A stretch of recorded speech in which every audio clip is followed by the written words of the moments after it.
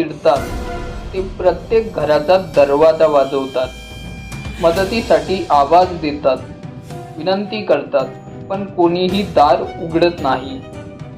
तेव्हा त्यांना एक गंभीर अर्धवट बांधकाम असलेलं घर दिसतं. ते लगेच त्या घरात जाऊन लपतात. या धावपळीत सुरेशच्या पायावर घाव होतो आणि तिथून रक्त येतं. रक्ताच्या वासाने तो राक्षस तिथे आकर्षित होतो आणि तेथे तो राक्षस प्रकट होतो. राक्षस सुरेशवर जीव घेण्यास वार करतो. हे बघून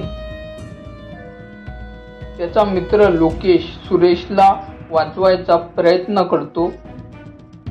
त्यात लोकेशचा सुद्धा जीव जातो.